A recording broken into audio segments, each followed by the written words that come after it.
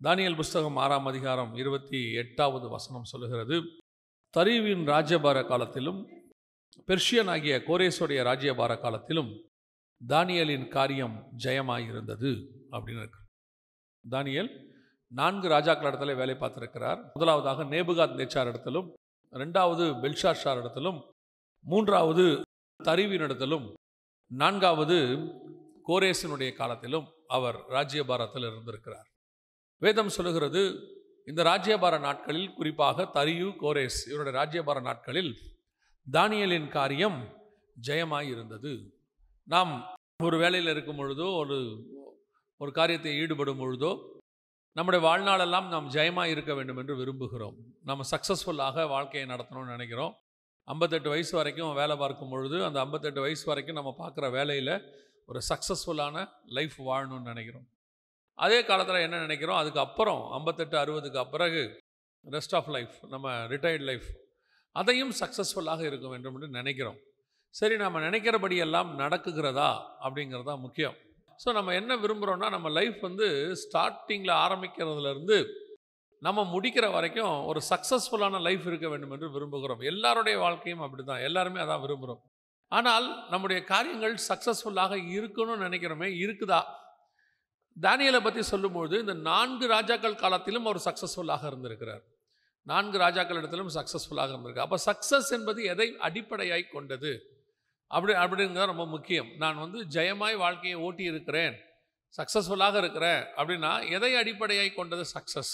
அதான் ரொம்ப முக்கியம். சமீபத்தில் ஒரு பெரிய நடிகர் அன்றைக்கி டிவியில் நியூஸில் சொல்கிறார், அவ்வளோ பணம் இருக்குது, அவர் நினச்சாருன்னா என்ன வேணாலும் செய்யலாம். அவர் சொல்கிறாரு, என் வாழ்க்கையில் எனக்கு ஒரு 10% கூட நிம்மதி இல்லை அப்படிங்கிறாரு. அவரை நீங்கள் சொல்லும் போது சொல்கிறாரு, அவருக்கு என்ன இல்லை, 10% கூட நிம்மதி இல்லைங்கிறாரு. நம்மளில் பல பேர் என்ன நினைக்கிறோன்னா, வீடு இருக்குது, வாசல் இருக்குது, பணம் இருக்குது, நம்மக்கிட்ட நகை இருக்குது, so we are running over the successful life அப்படின்னு நம்ம நினச்சிட்டு இருக்கிறோம் இல்லையா? ஆனால் சக்ஸஸ்ஃபுல் லைஃப் என்பது பணத்தின் அடிப்படையாய் கொண்டதல்ல, அல்லது நம்மக்கிட்ட இருக்கிற இன்ஃப்ராஸ்ட்ரக்சரை அடிப்படையாய் கொண்டதல்ல, அல்லது எந்த அளவுக்கு நாம் எதிர்காலத்துக்கு நம்ம சேவ் பண்ணி வச்சுருக்கிறோம். ஒரு சிலர்லாம் இன்சூரன்ஸ் போட்டு பல லட்சங்கள் வச்சுருப்பாங்க. அவங்க மனசில் என்னென்னா, லைஃப் சேஃபாக இருக்குது, நம் சேஃபஸ்ட் ஜோனுக்குள்ளே இருக்கிறோம் அப்படின்னு அர்த்தம். இதெல்லாம் உண்மையா? பையன் வெளிநாட்டில் படிக்கிறாருன்னா 6 மாதம் அமெரிக்காவுக்கு போயிட்டு வரதுல இவங்களுக்கு ஒரு பெருமை இருக்கும். நீங்கள் பார்த்தீங்கன்னா, இப்போ தான் நான் அமெரிக்காவிலேருந்து வந்தேன் அப்படிம்பாங்க. அதாவது அவங்க ரொம்ப சந்தோஷமான வாழ்க்கை ஓட்டுறாங்கன்னு அர்த்தம் அப்படின்னு அவங்க நினச்சிக்கிறாங்க. உண்மையிலேயே சக்ஸஸ்ஃபுல்லான லைஃப் என்பது என்ன? தானியேலை குறித்து வேதம் சொல்லுகிறது, 4 ராஜாக்கள் இடத்திலும், இங்கே சொல்லும் போது 2 ராஜாக்கள்னு சொல்லப்பட்டிருக்கு, ஆனால் அந்த 6ஆம் அதிகாரம் வரைக்கும் 4 ராஜாக்கள் இடத்துல வேலை பார்த்திருக்கிறார். இந்த 4 ராஜாக்கள் இடத்திலும் அவர் எதை சக்ஸஸாக சொல்லுகிறார், எந்த காரியத்தை சக்ஸஸாக சொல்லுகிறார் என்று சொல்லித்தான் நாம் பார்க்க போகிறோம். முதலாவது, அவர் நேபுகாத் நேச்சார் இடத்துல வேலை பார்க்கிறார். நேபுகாத் நேச்சார் இடத்துல பார்க்கும் பொழுது வாசிங்கள், இந்த வசனத்தை வாசிங்க. 2ஆம் அதிகாரம் தானியேல் புஸ்தகம் 48வது வசனம் வாசிங்க. பின்பு ராஜா தானியேலை பெரியவனாக்கி அநேகம் சிறந்த வெகுமதிகளை கொடுத்து அவனை பாபிலோன் மாகாணம் முழுதுக்கும் அதிபதியாகவும் பாபிலோனில் உள்ள சகல ஞானிகளின் மேலும் பிரதான அதிகாரியாக நியமித்தான். இன்னைக்கு சொல்லணும் அப்படின்னு சொன்னீங்கன்னா, நல்ல ஒரு போஸ்டிங் கொடுத்துருக்கிறார். அதுவும் தானியேலுக்கு இருக்க போஸ்டிங் பார்த்தீங்கன்னா, பாபிலோன்லேயே த பிக்கஸ்ட் போஸ்ட், அதான் இருக்கிறதுலே டாப் அப்படின்னு சொல்லலாம். அப்படி ஒரு போஸ்டிங் கொடுத்துட்டார். தானியேலை கொண்டு போய் எங்கே வச்சுக்கிட்டாரு ராஜா அப்படின்னு கேட்டிங்கன்னா, அதுக்கு அடுத்த வசனம் சொல்லுது, தானியேலே என்றால் ராஜாவின் கொலு மண்டபத்தில் இருந்தான் அப்படின்னு இருக்குது. அதாவது தானியேலை பார்க்காம ராஜாவை பார்க்க முடியாது.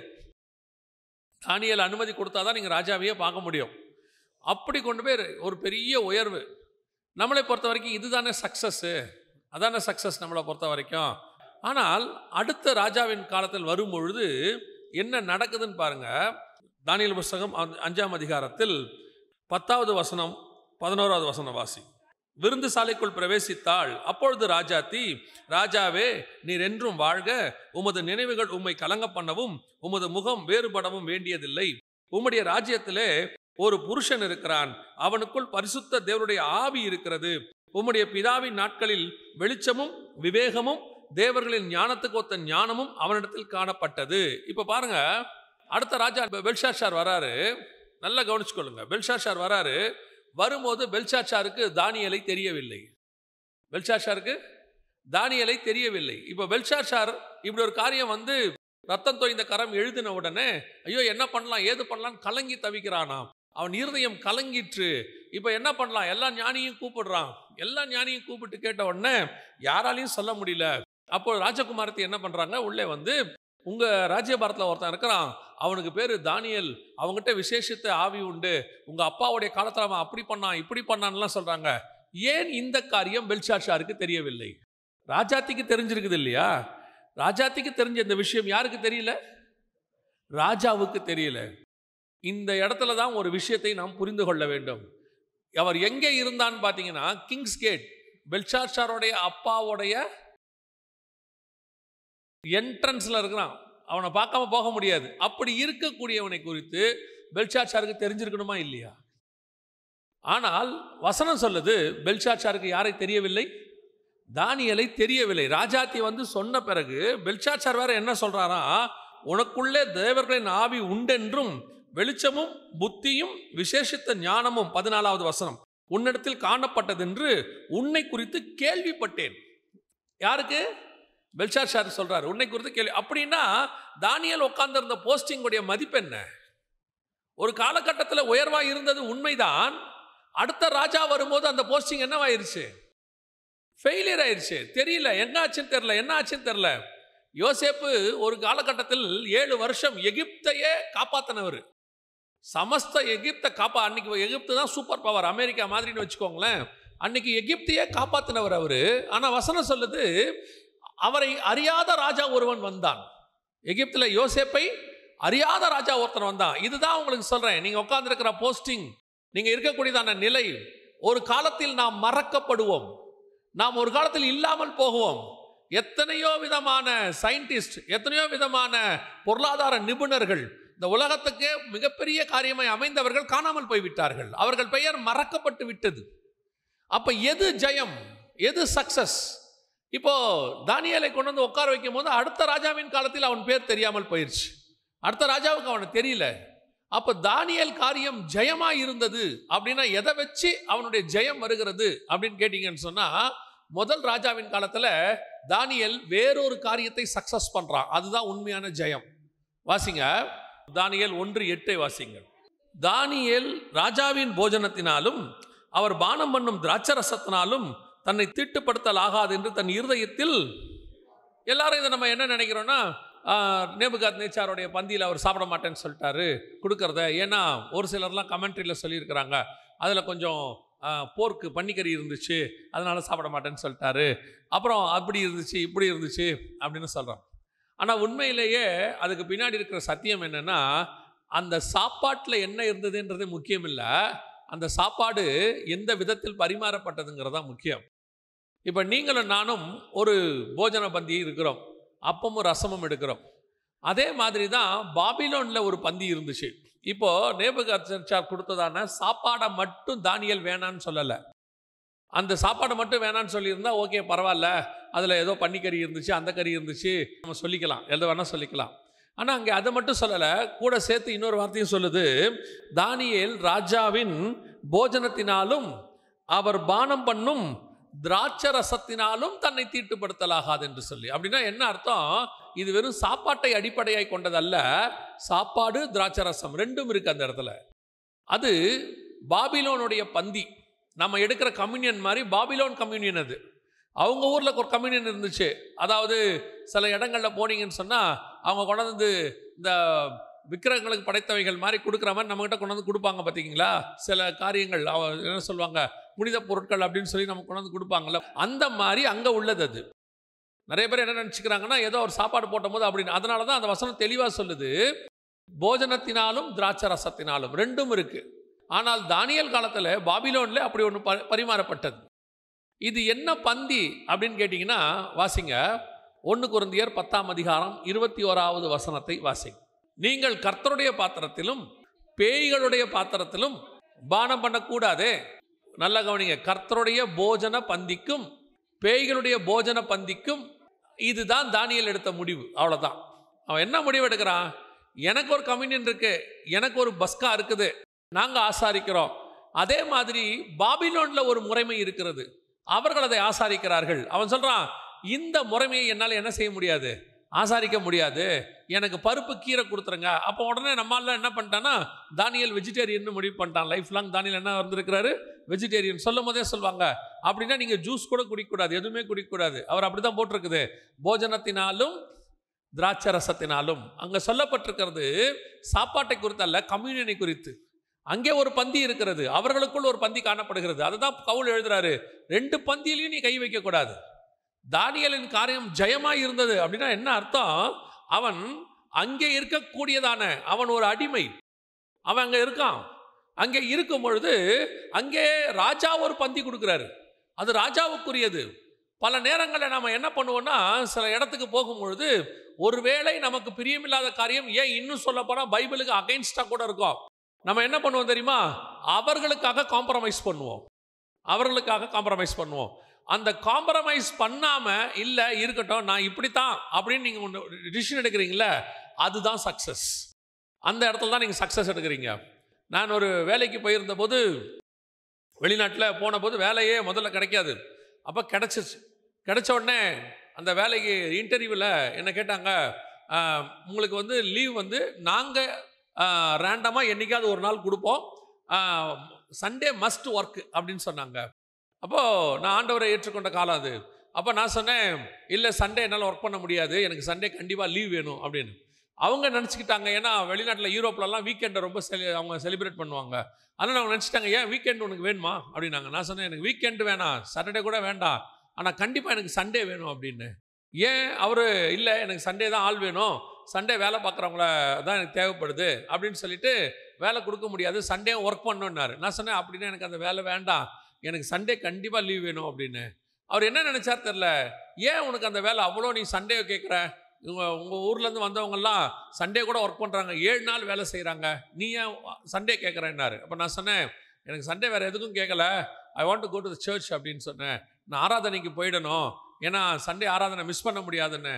கர்த்தருடைய கிருபை, அது சொல்லுவோம்ல, ராஜாவின் கண்களில் தயை கிடைத்தது அப்படின்ற மாதிரி இந்த இன்ட்ரி பண்ணவர் சரி ஓகேன்னு சொல்லிட்டார், உனக்கு எவ்ரி சண்டே நான் லீவ் கொடுக்குறேன்ட்டாரு. எதுக்கு சொல்கிறேன், சில நேரங்களில் வேலை வருது, காசு வருது, சிலர் சொல்லுவாங்க, அப்படி என்னப்பா வேலையே இல்லாத காலம், ஞாயிற்றுக்கிழமை வேலை செய்கிறேன்னு சொல்கிறது தானே, நம்ம ஏன் அதை விட்டு கொடுக்கணும்? இல்லை இல்லை இல்லை, கர்த்தருக்கென்று நாம் சில வைராக்கியத்தை பாராட்ட வேண்டி இருக்கிறது. இந்த பூமியில் அந்த வைராக்கியத்தை நாம் பாராட்டுகிறோமா என்று கர்த்தர் பார்க்கிறார். அந்த மாதிரி சூழ்நிலைக்குள்ள கர்த்தர் தான் அனுமதிக்கிறார். அதுதான் நீங்கள் சக்ஸஸ் பண்ண வேண்டிய இடம். கர்த்தருக்கென்று நாம் அந்த இம்பார்ட்டன்ஸ் கொடுக்குறோமா? இப்போ நம்ம பாருங்க, நம்ம பிள்ளைகளை நம்ம எவ்வளவு கெடுத்துக்கிட்டு இருக்கிறோன்றதான் முக்கியம். நீங்கள் சண்டே ஆராதனைக்கு வரும்பொழுது எத்தனை பேர் பிள்ளைகளை கூட்டிகிட்டு வரீங்க, எத்தனை பேர் ஸ்பெஷல் கிளாஸுக்கு விட்டுட்டு வரீங்க, நீட்டு ஸ்பெஷல் கிளாஸுக்கு விட்டுட்டு வரீங்க, எத்தனை பேர் வந்து மிக முக்கியமான டெஸ்ட் இருக்குதுன்னு விட்டுட்டு வரீங்க. என்ன சொல்கிறீங்க நீங்கள்? இல்லை சண்டே காலையில் அவங்க வச்சுருக்கிறாங்க, வச்சுட்டு போட்டோம் இருக்கட்டும், சண்டே வர முடியாது, நான் ஆண்டவரை ஆராதிக்கிற நாள். இப்போ நீங்கள் எங்கே காம்ப்ரமைஸ் ஆகுறீங்க? பிள்ளையோடைய எதிர்காலம், படிக்கணும், மார்க் வாங்கணும். அப்போது பிள்ளையோடைய எதிர்காலம் நல்லா இருக்கணும், சபைக்கு வராமல் இருந்தால் பரவாயில்ல, சர்ச்சுக்கு வராமல் இருந்தால் பரவாயில்ல. நாளைக்கு நீங்கள் நினைக்கிற மாதிரியே பிள்ளைக்கு நல்ல வேலை கிடைக்குது, ஆனால் வாழ்க்கை நல்லா அமைய மாட்டேங்குது. ஏன்னா பிள்ளையாண்டானுக்கு நீங்கள் போக வேண்டிய விதை சின்ன வயசில் போட்டிருக்கணும். அவன் சின்ன வயசுலேருந்து வளர்ந்தாதான் அவன் குடும்பத்தை ஒழுங்காக நடத்துவான். பணம் இருக்கிறவன்லாம் குடும்பத்தை ஒழுங்காக நடத்திட மாட்டாங்க. இன்னைக்கு போய் பாருங்க, ஐடியில் 2 பேரும் வேலை செய்கிறாங்க, ஆளுக்கு 1 லட்ச ரூபா சம்பளம், எத்தனை குடும்பம் பிரியுது பாருங்க. எந்த காலத்திலும் இல்லாத அளவுக்கு டிவோர்ஸ் இப்போ நடந்துட்டு இருக்கு. இவங்கெல்லாம் போன ஜென்ரேஷனில் வசனத்தை உள்ள போடாதவங்க, போன ஜென்ரேஷனில் நல்லா படித்தவங்க, படிப்புக்காக ஆண்டவரை விட்டவங்க. திருப்பியும் சொல்கிறேன், படிக்க வேணான்னு சொல்லலை, கர்த்தருக்குன்னு ஒரு காலம் வரும்போது கர்த்தருக்கு தான் இம்பார்ட்டன்ஸ். முடியாதுன்னு சொல்லணும், என்னால் வர முடியாதுன்னு சொல்லணும். பல நேரங்களிலே நாம் கர்த்தருக்கு வைராக்கியம் பாராட்ட வேண்டி இருக்கிறது. காட்ட வேண்டிய இடத்தில் நாம் யார் என்பதை காட்டித்தான் ஆகணும். நாம் என்ன செய்கிறோம் தெரியுமா? காம்ப்ரமைஸ். சரிங்க, ராஜா சொல்கிறாரு, ஸோ ஒருவேளை நம்ம அந்த இடத்துல சாப்பிடாம இருந்தோம்னா ராஜா கோவப்பட்டு நம்முடைய போஸ்டிங் கொடுக்காம போயிடுவார். வசனம் சொல்லுது, 1ஆம் அதிகாரத்தில் அவன் வைராக்கியம் பாராட்டினான், 2ஆம் அதிகாரம் முடியும் போது கர்த்தர் கொண்டு போய் ராஜாவின் கொலு மண்டபத்தில் அவனை உட்கார வைத்தார். கர்த்தருக்கு வைராக்கியம் பாராட்டும் போது கர்த்தர் உயர்த்துகிற உயர்வு இருக்குத, அதுதான் உண்மையான சக்சஸ். அந்த சக்சஸை கர்த்தர் கொடுப்பார். நீங்கள் உட்கார்ந்துருக்கிற போஸ்டிங் திடீர்னு காணாம போயிடும், திடீர்னு இறக்கிடுவாங்க. அடுத்த கவர்மெண்ட் வந்தால் இது நம்மளை இறக்கி விட்டு வேற யாரை கொண்டு வந்து மேலே உட்கார வச்சிருவாங்க. எந்த போஸ்டிங்கும் உலகத்தில் நிரந்தரமானது கிடையாது. எது நிரந்தரம் தெரியுமா? கர்த்தர் நம்மளை கொண்டு போய் ஒரு இடத்துல உட்கார வைக்கிறாருல்ல, கர்த்தர் நம்மளை அபிஷேகம் பண்ணுகிறார்ல, கர்த்தர் நமக்கு ஒரு உயர்வு கொடுக்கிறார்ல, அந்த உயர்விலிருந்து உங்களையும் என்னையும் இறக்க யாராலையும் முடியாது. அதுதான் உண்மையான ஜெயம். தானியேலுக்கு அந்த ஜெயத்தை கர்த்தர் கொடுத்தார். அதுதான் அவன் பாட்டின வைராகியம். ரெண்டாவது, பெல்ஷாத்சார் காலத்தில் அவன் ஒரு வைராகியத்தை பாராட்டுகிறான். அதுதான் அவன் ஜெயித்த ஜெயம். பெல்ஷாத்சாரை வாசிங்க. தானியேல் புஸ்தகம் 5ஆம் அதிகாரம் 17வது வசனத்தை வாசிங்க. அப்பொழுது தானியேல் ராஜ சமூகத்தில் பிரதியுத்தரமாக, உம்முடைய வெகுமானங்கள் உம்மிடத்தில் இருக்கட்டும், உம்முடைய பரிசுகளை வேறு ஒருவனுக்கு கொடும். இந்த எழுத்தை நான் ராஜாவுக்கு வாசித்து அதன் அர்த்தத்தை தெரிவிப்பேன். நல்லா கவனிங்க. ராஜா கூப்பிட்டு இப்ப சொல்றாரு, தானியேல், இப்ப நீ இந்த எழுத்தெல்லாம் சொல்லிட்டீன்னா நான் உனக்கு என்ன கொடுப்பேன் அப்படின்னு கேட்டா 16வது வசனத்துல சொல்றாரு, இதன் அர்த்தத்தை எனக்கு தெரிவிக்கவும் உன்னால் கூடுமானால் நீ ரத்தாம்பரமும் கழுத்திலே பொற்சரப்பணியும் தரிக்கப்பட்டு ராஜ்யத்திலே 3ஆம் அதிபதியாய் இருப்பாய் என்றான். இப்ப தானியேல் எவ்வளவு பெரிய ஆசீர்வாதம். மூணாவது, அதாவது சமஸ்த பாபிலோனுக்கும் தலைவர் ஒருத்தர் இருக்கிறார். பெல்ஷாத்சார் அந்த பகுதிக்கு ராஜா, 2வது ராஜா பெல்ஷாத்சார். இப்ப இவர் சொல்றாரு, நீ 3ஆவதாக இருப்பாய். யோசித்து பாருங்க, இவங்க ஒரு கிங்க. ஏரோதை பத்தி வசனம் சொல்லும், கால்பங்கு தேசத்துக்கு அதிபதி அப்படின்னு. அதாவது அகஸ்டஸ் சீசர் இருக்கிறாரு, மேல உட்கார்ந்து இருக்கிறாரு. இங்க பிலாத்து இருக்கிறாரு. இவர் யாரு? இன்னொரு கால் பங்குக்கு அதிபதி. அந்த மாதிரி ஒரு போஸ்டிங் இது. முதல்ல சமஸ்த பாபிலோனுக்கு ஒருத்தர். அடுத்து இப்போ நான் ஒரு உதாரணத்துக்கு சொல்றேன், ஏசியா கான்டினென்ட்டுக்கு ஒருத்தர் இருக்கிறாரு, இந்தியாவுக்கு தலைவராக இருக்கிறாரு. அவருக்கு கீழே டெபுட்டியா வச்சுக்கிறார். எவ்வளவு பெரிய போஸ்டிங் பாருங்க. அதுக்கு பதில் சொல்றாரு தானியேல் 17வது வசனத்துல, உம்முடைய வெகுமானங்கள் உம்மிடத்திலே இருக்கட்டும், உம்முடைய பரிசுகளை வேறு ஒருவனுக்கு கொடும். ஏன் இவ்வளவு கோபம்? கோபத்துக்கு காரணம் வேற ஒன்றும் இல்லை. அந்த 5ஆம் அதிகாரத்தில் பெல்ஷாத்சார் பண்ண வேலை தானியேலுக்கு கோபத்தை கொண்டு வருகிறது. 5ஆம் அதிகாரம் 3வது வசனத்தை வாசிங்கள். 3வது வசனத்தை. அப்பொழுது எருசலேமில் உள்ள தேவனுடைய வீடாகிய ஆலயத்திலிருந்து எடுக்கப்பட்ட பொற்பாத்திரங்களை கொண்டு வந்தார்கள். அவைகளில் ராஜாவும் அவனுடைய பிரபுக்களும் அவனுடைய மனைவிகளும் அவனுடைய வைப்பாட்டிகளும் குடித்தார்கள். இது எருசலேமுடைய பாத்திரத்துல மதுபானத்தை ஊத்தி குடிக்கிறாங்களாமா. தானியேலுக்கு வந்துருச்சு கோபம். எங்க ஆலயத்திலிருந்து கொண்டு வந்த பாத்திரத்தை உங்க அப்பா என்ன பண்ணாரு? உங்க ஆலயத்துல போய் பத்திரமா வச்சாரு. அவருக்கு எங்க பாத்திரத்தை கனம் பண்ண தெரிஞ்சிச்சு. உங்க ஆலயத்துல கொண்டு போய் 1ஆம் அதிகாரம் நீங்கள் தானியேல் புத்தகத்துல வாசிச்சு பார்த்தீங்கன்னா 2வது வசனத்துல இருக்குது. அப்பொழுது ஆண்டவர் யூதாவின் ராஜாவாகிய யோயாக்கீமையும் தேவனுடைய ஆலயத்தின் பாத்திரங்கள் சிலவற்றையும் அவன் கையிலே ஒப்பு கொடுத்தார். அவன் அந்த பாத்திரங்களை சினையார் தேசத்தில் உள்ள தன் தேவனுடைய கோவிலுக்கு கொண்டு போய் அவைகளை தன் தேவனுடைய பண்டக சாலைக்குள் வைத்தான். இது நம்ம யூதர்களுடைய ஆலயத்திலிருந்து எடுத்திருக்கிறோம். ஸோ அதுக்கு ஈக்குவலா அதுக்கு என்ன கொடுக்கணும்? நம்ம மரியாதை கொடுக்கணும்னு அவன் ஆலயத்தில் கொண்டு போய் வைக்கிறான். அதை தனியா வைக்கல, அதை கனவீனப்படுத்தல. ஆனா பெல்ஷாத்சார் யார் தெரியுமா? அந்த பாத்திரத்தை எடுத்துட்டு வர சொல்றான், எடுத்துட்டு வா. அதுல மதுபானம் ஊற்றி அவனும் மனைவிகளும் வைப்பாட்டிகளும் குடித்தார்களாம். தானியேலுக்கு கோபம் வந்துருச்சு. 23வது வசனத்துல அவன் சொல்றான், நீரும் உம்முடைய பிரபுக்களும் உம்முடைய மனைவிகளும் உம்முடைய வைப்பாட்டிகளும் அவைகளில் திராட்சரசம் குடித்தீர்கள். இதுவும் அன்றி அவனுக்கு வந்துருச்சு கோபம். எங்க பாத்திரத்துல நீங்க இப்படி பண்ணீங்கன்னு. இப்போ இந்த ராஜா கொடுக்கிற ஆசீர்வாதத்தை தான் தானியேல் சொல்றாரு, உம்முடைய வெகுமானங்கள் உம்மிடத்திலே இருக்கட்டும், உம்முடைய பரிசுகளை வேறு ஒருவனுக்கு கொடும். ஆசீர்வாதம் வருவது உண்மை. ஆனா யார் மூலமா வருது, எப்படி வருதுங்கிறது ரொம்ப முக்கியம். சில ஆட்கள்லாம் இருக்கிறாங்க, எப்படி ஆசீர்வாதம் வந்தாலும் சரி, அது எவ்வளவுதான் கேவலமா வந்தாலும் சரி, அது பைபிளுக்கு விரோதமான காரியத்தில் நடந்து வந்தாலும் சரி, அல்லது நம்ம தேவனை கேவலப்படுத்தி வந்தாலும் சரி, போய் அந்த ராஜா கொடுக்கிறாருன்னா பல்ல இழிச்சுக்கிட்டு வாங்குற கூட்டம் ஒன்று இருக்கு. எது கொடுத்தாலும் வாங்குற கூட்டம். நல்லா தெரிஞ்சுக்கொள்ளுங்க. நம்முடைய தேவனை கனவீனப்படுத்தி, நம்முடைய சபையை கனவீனப்படுத்தி, அதன் மூலமாக ஒரு ஆசீர்வாதம் வருகிறது என்றால், அப்படி ஒரு ஆசீர்வாதம் தேவையில்லை என்று சொல்ற பார்த்தீங்களா, அதுதான் சக்சஸ். இன்னைக்கு நம்ம யார் தெரியுமில்ல, அதெல்லாம் நம்ம கொஞ்சம் அப்படி அட்ஜஸ்ட் பண்ணி போனா தாங்க வாழ்க்கையில மேல வர முடியும். இப்ப கத்து வச்சிருக்கிறாங்க ஒரு வார்த்தை எல்லாரும், என்னது? கொஞ்சம் என்ன செய்யணும்? அட்ஜஸ்ட் பண்ணி போனோம். அப்படியே நம்ம மட்டும் நல்லவங்களா இருந்தா பத்தாது, நம்மளும் கொஞ்சம் அப்படி இப்படி இருந்தாதான் முடியும். அப்புறம் என்னங்க பண்றது? ஆண்டவர் மன்னிக்கிற தேவன், மன்னிச்சிடுவார். அந்த பாவத்தை மன்னிக்க மாட்டார். தெரியாம செய்யற பாவத்தை மன்னிப்பாரு. தெரிஞ்சு செய்யற பாவத்துக்கு பேரு துணிகரம். தெரிஞ்சு செய்யற பாவத்துக்கு பேர் என்னது? துணிகரம். துணிகரமான பாவத்தை கண்டவர் மன்னிக்க மாட்டார். உன் பலவீனங்களிலே பலன் பூரணமாய் விளங்கும்.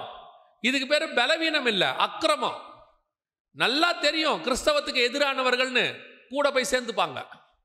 அவங்க கூட சேர்ந்துக்கிட்டு அவங்க கிட்ட போஸ்டிங் வாங்குறது, அவங்க கிட்ட பதவி வாங்குறது, அவங்க கூட சேர்ந்துக்கிட்டு பேசுறது நல்லா தெரியும் அவங்க கிறிஸ்தவர்களுக்கு எதிரானவர்கள்னு.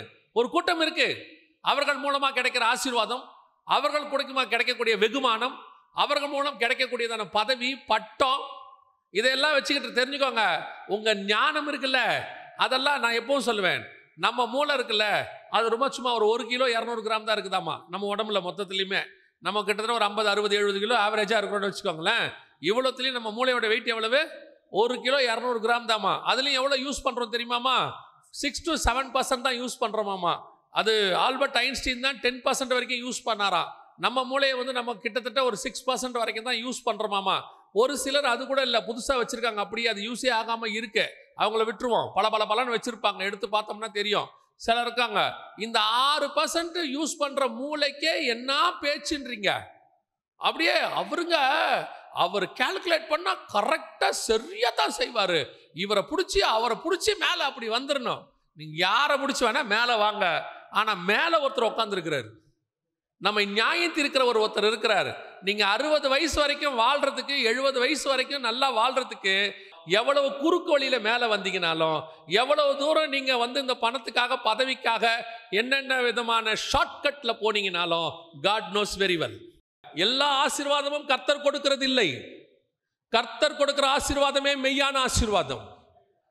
பிசாசு கூட்டு போய் மலைக்கு மேல நிக்க வச்சு இயேசு கிறிஸ்துவை பார்த்து சொல்றான், நீர் என்னை தாழ விழுந்து பணிந்து கொண்டால் இந்த உலகத்தின் மகிமைகளையும் ராஜ்யங்களையும் நான் உனக்கு தருவேன். இயேசு நினைச்சிருந்தாரா ஒரு நிமிஷத்துல கிடைச்சிருக்கும். தூக்கி போட்டு போயிட்டே இருக்காரு. அப்பாலே போ சாத்தானேனாரு. அதைத்தான் சொல்லணும். எங்க தாத்தா கிட்ட ஒருத்தர் கொண்டாந்தாராம், அவருடைய போஸ்டிங்ல இருக்கும்போது கொண்டு வந்து ஒரு பெரிய கூட நிறைய அப்போ பழங்கள்லாம் கொண்டு வந்து, ஐயா உங்களை பார்க்க வந்தேனாராம். அவர் சொன்னாராம், நீ உள்ள வா, கூட வெளியே வையினாராம். அதே வார்த்தையை சொன்னாராம், நீ உள்ள வாப்பா, உன்னை ஒன்றும் வேணாம்னு சொல்ல, கூடைய வெளியே வச்சுட்டு வா, அதுல இருக்கிற ஒரு பழம் கூட வீட்டுக்குள்ள வரக்கூடாதுன்னாராம். ஒரு பழத்தில் கூட அந்த காலத்தில் உண்மை உள்ளவர்களாக இருந்தார்கள் பரிசுத்தவான்கள், நீதிமான்கள். இன்னைக்கு பாருங்க, நம்மளை ஒருத்தன் பார்க்க வந்தானே என்ன ஆதாயம்னு எதிர்பார்க்கிற காலம். எல்லா ஆசீர்வாதமும் ஆசீர்வாதம் இல்லை. இப்பவும் சொல்றேன், கர்த்தர் கண்டும் காணாதவரை போல இருப்பார். நியாயம் தீர்க்கிற காலம் ஒன்று உண்டு. அந்த காலத்தில் அவர் நியாயம் தீர்க்கும் போது உங்களால் சமாளிக்க முடியாது. எல்லாருக்கும் ஒரே விதமாக நியாயம் தீர்ப்பார்னு சொல்லவும் முடியாது. ஒவ்வொருத்தருக்கும் ஒரு டைப்பாக வச்சிருப்பாரு. உங்களுக்கு என்ன டைப் வச்சிருப்பாருன்றது அவர்கிட்ட தான் இருக்கு. ஆனால் ஒன்று மட்டும் நிச்சயம், வாலிப பிராயத்திலே கர்த்தருக்கு முன்பாக உண்மை உள்ளவர்களாய் இருந்தோமானால் முதிர் வயதிலும் கர்த்தர் அதை தாங்கி பிடிப்பதற்கு வல்லமை உள்ளவராய் இருக்கிறார். இன்னைக்கு நம்ம வாழும்போது ரொம்ப கேர்ஃபுல்லாக இருக்கணும். அந்த பக்கம் வருது, இந்த பக்கம், எந்த பக்கம் வந்தாலும் வாங்கி போட்டுக்கிறது, அப்புறம் கடைசி காலத்தில் சாப்பிட முடியாமல் உட்காந்துருக்கிறது. கவனிச்சுக்கொள்ளுங்க. தானியேல் நேபுகாத் நேச்சார் காலத்தில் ஜெயிச்சது அவனுடைய பந்தியை, ஆனால் பெல்ஷாத்சார்ட்ட ஜெயிச்சது உலக ஆசீர்வாதத்தை. தேவையில்ல போடான்னு சொன்னா. கடைசியா 3வது தரிவின் ராஜ்யபார காலத்திலும் அப்படின்னு இருக்கு பார்த்தீங்களா? தரிவின் ராஜ்யபார காலம் வாசிங்க.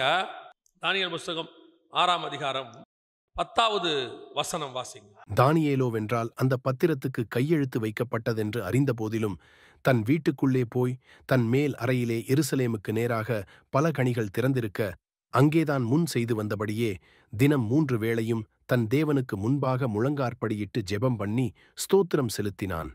அந்த வார்த்தை இது ரொம்ப பர்டிகுலரான வார்த்தை. என்னன்னா, தானியேலோவென்றால் அந்த பத்திரத்துக்கு கையெழுத்து வைக்கப்பட்டதென்று அறிந்த போதிலும், தெரிஞ்சுதான், அவனுக்கு தெரியாமல. நம்ம உடனே போய் ஏதோ ஒரு பிரச்சனை வந்து, என்னங்க நீங்க ஆபீஸ்ல ஜோம் பண்ணீங்களாமே, ஐயோ எனக்கு தெரியவே தெரியாத, ஜோம் பண்ணக்கூடாதா அப்படின்னு ஒரே போட்டுருவோம். ஒரு இதே மாதிரி ஒரு சம்பவம் இப்போ நடந்துச்சு. ரொம்ப வைராக்கியம் உள்ள ஒரு அம்மா ஒருத்தர் இருக்கிறாங்க அமெரிக்காவில். திடீர்னு அமெரிக்காவில் வந்து 2 வருஷத்துக்கு முன்னாடி ஒரு லா கொண்டு வந்துட்டாங்க. என்ன கொண்டு வந்துட்டாங்கன்னா, சர்ச்சுக்குள்ளே ஹோமோசெக்சுவாலிட்டிக்கு திருமண அனுமதி கொடுக்கணும்னு சொல்லிட்டாங்க. அதாவது சர்ச் வந்து என்ன செய்யணும், அதுக்கு பெர்மிஷன் கொடுக்கணும் அப்படின்னு சொல்லிட்டாங்க.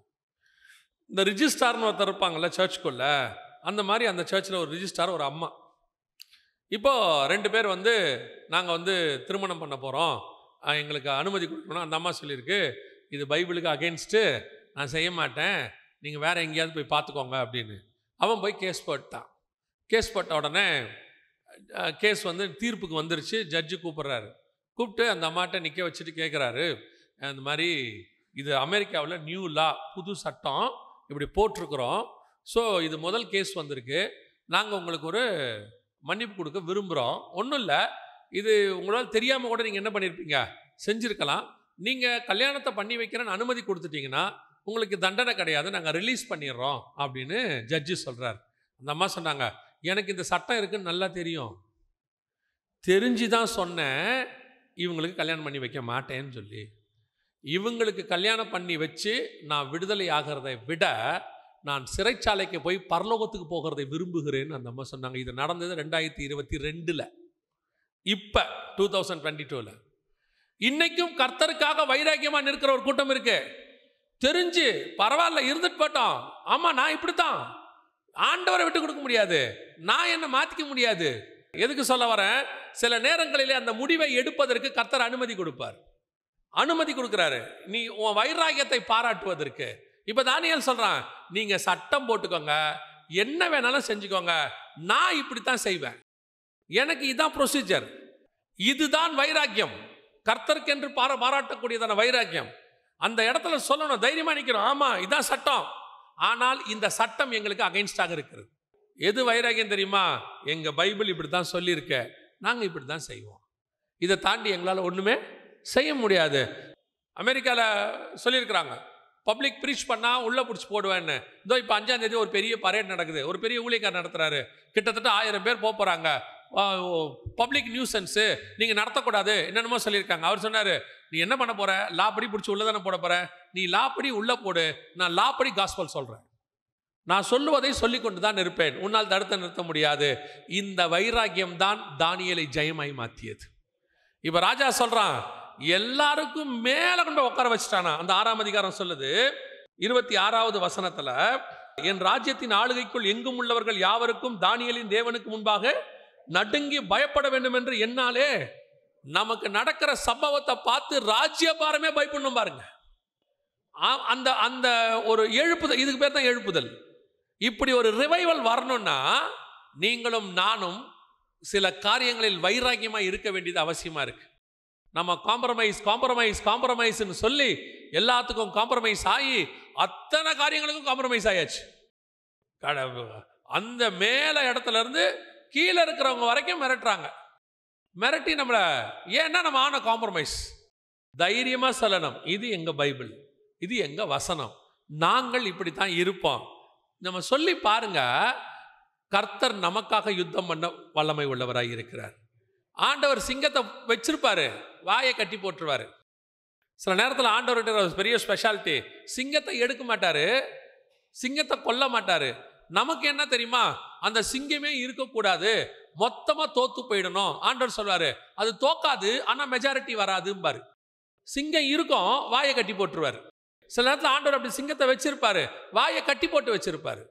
நம்ம அது சிங்கம் வாயை கட்டாமல் இருந்தாலும் சரி, கட்டினாலும் சரி, நமக்கு தேவன் ஒருவர் இருக்கிறார். நமக்கு என்னைக்குமே ராஜா ஆண்டவராக இயேசு கிறிஸ்து ஒருத்தர் மட்டும்தான். அல்லேலூயா.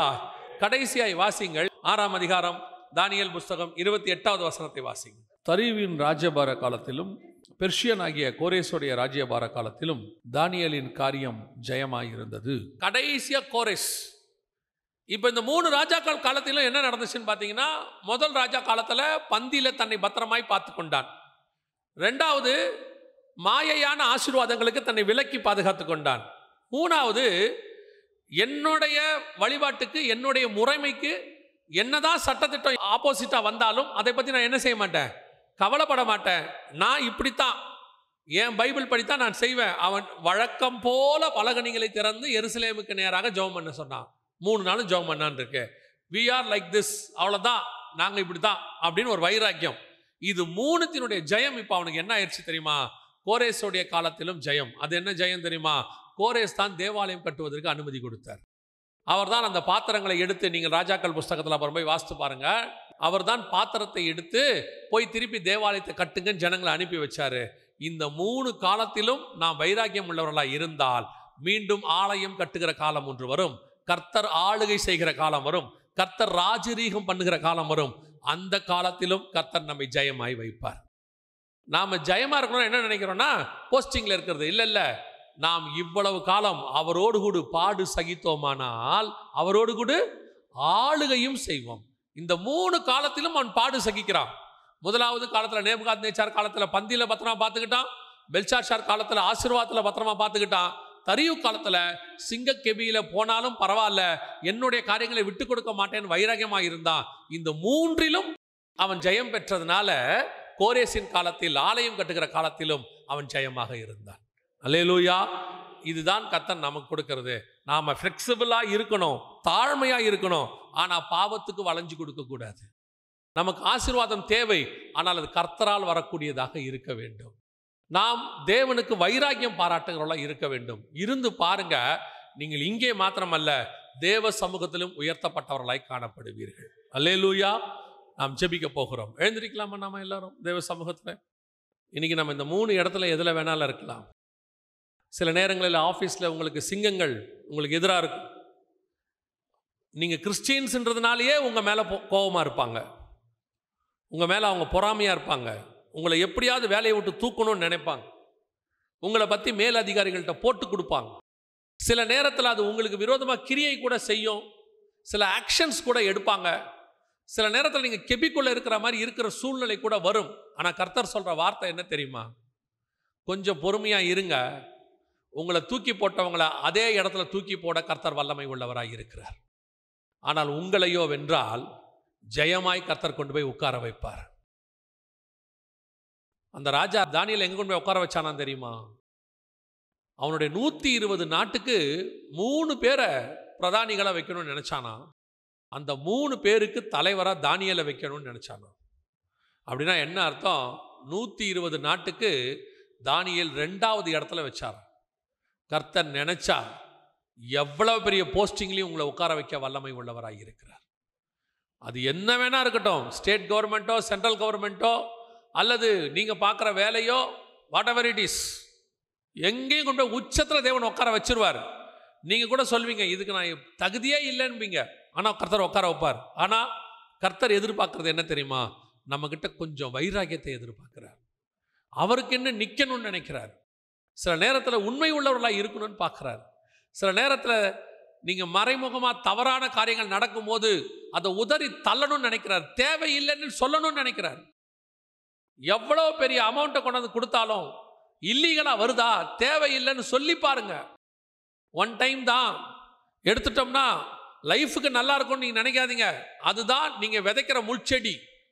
அது இன்னைக்கு ஒன்றும் தெரியாது, அது ஒரு நாள் முள்ளாய் மாறும், வளரும், உங்களையும் பட்சிக்கும், உங்கள் பிள்ளைகளையும் பட்சிக்கும், உங்கள் பிள்ளைகளின் பிள்ளைகளையும் பட்சிக்கும். நீங்கள் சேர்த்து வைக்கிற பாவம் அவர்கள் வரைக்கும் பிடிக்கும். நீங்கள் சேர்த்து வைக்கிற ஆசீர்வாதம், நன்மை, விசுவாசம், கர்த்தருக்கு முன்பான உண்மை உங்கள் தலைமுறைகளை கர்த்தருக்குள் பாதுகாக்கும். ஆண்டவர் சொல்வாரு, உன் தகப்பனாகிய தாவீதின் நிமித்தம் உனக்கு நான் இறங்கினேன் என்பர். நாம செய்கிற நன்மை நிமித்தம் நம்முடைய பிள்ளைகளுக்கு கர்த்தர் இறங்குவார். ஒப்பு கொடுப்போமா தேவ சமூகத்தில்? ஆண்டவரே, எங்கள் காரியம் ஜெயமா இருக்கணும், ஆனால் அது லீகலாக இருக்கணும். எங்கள் காரியம் ஜெயமா இருக்கணும், அது உங்களால் வந்ததாக இருக்கணும். எங்கள் காரியம் ஜெயமா இருக்கணும், அது உங்களுக்காக நாங்கள் செஞ்சதாக இருக்கணும். ஒப்பு கொடுப்போமா? சர்வ வல்லமையுள்ள எங்கள் தகப்பனே, தேவனாகிய கர்த்தர் எங்கள் மத்தியிலே அசைவாடின தயவுக்காக உமக்கு நன்றி. இந்த வார்த்தையின்படி எங்கள் வாழ்க்கையை நாங்கள் அமைத்துக் கொள்ள கர்த்தர் கிருபை பாராட்டுங்க. எங்கள் சூழ்நிலைகள் எல்லாவற்றிலும் நீர் கூட இருந்து எங்களை நடத்துகிறீர். ஆண்டவரே, நாங்கள் உயர வேண்டிய வழியை நீங்கள் வச்சிருக்கிறீங்க. நீங்கள் உயர்த்துற வரைக்கும் உங்கள் பலத்து கரத்துக்குள் நாங்கள் அடங்கி இருக்கிறோப்பா. நீங்கள் சரியான நேரத்தில் உயர்த்துவீங்க. நாங்கள் குறுக்கு வழியில் மேலே வர ஆசைப்படாதபடி உங்களுக்கென்று காத்திருக்க கிருபை பாராட்டு.